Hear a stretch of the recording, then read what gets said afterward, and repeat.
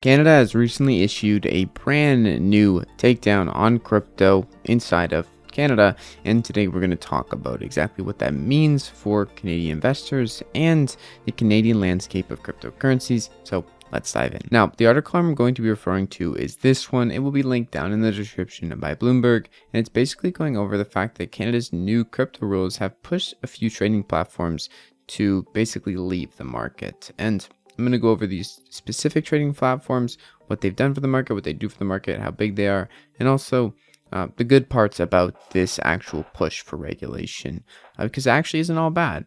Wow, who would have thought? But yeah, some firms, including Paxos, pretty big firm, I'm going to go over who they are, what they do in a second here, and how they're involved with some other companies that offer crypto solutions, have exited the market, and there is some other sunsetting of coins on crypto platforms to meet regulation standards and much more. But this all kind of comes down from the FTX debacle, basically what has learned from there, and a course of action that puts investors' safety in line with the regulations that are set up in Canada.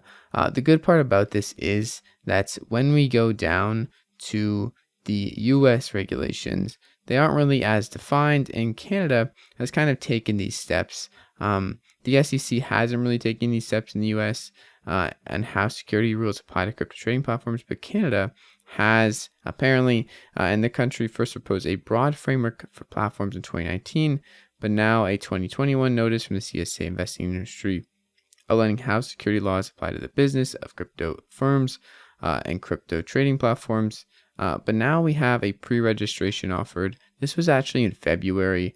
Basically, crypto trading platforms have a 30-day deadline of February for unregistered crypto trading platforms operating in the country to commit a so-called pre-registration undertaking.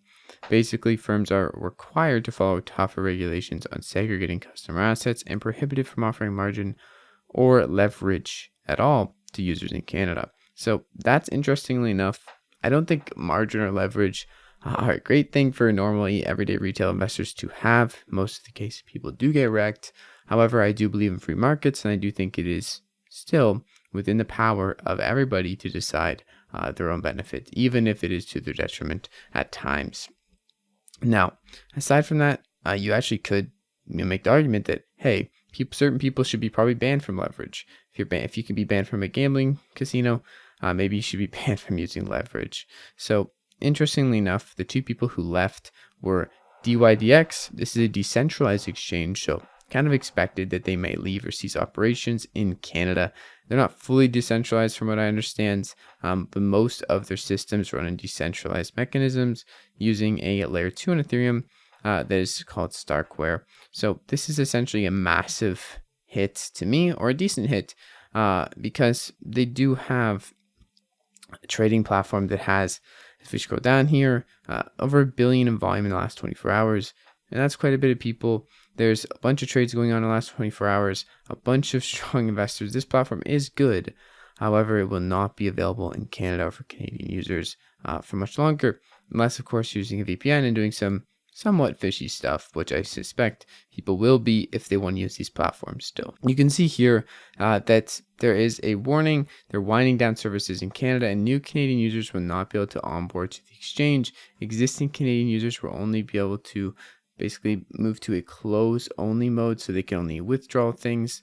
This is going to be winding down services in Canada completely. It's not going to allow people in Canada to make accounts or onboarded to their platform.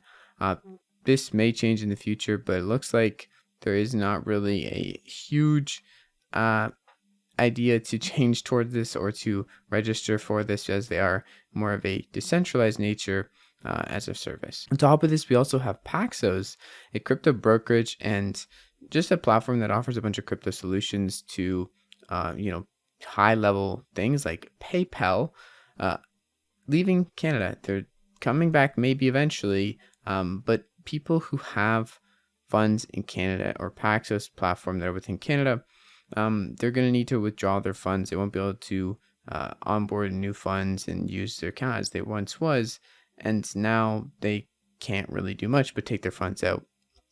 And this may come to a detriment in Canada at the moment, as PayPal's crypto services are using Paxos and some others that are in Canada, which may affect Canadians' ability to use these services with cryptocurrency integrations, which isn't the best to hear. But overall, there is some light at the end of the tunnel because I have seen crypto exchanges sending emails, some of them sunsetting coins related to this or part of these platforms, which makes sense because they do not follow the regulation standards.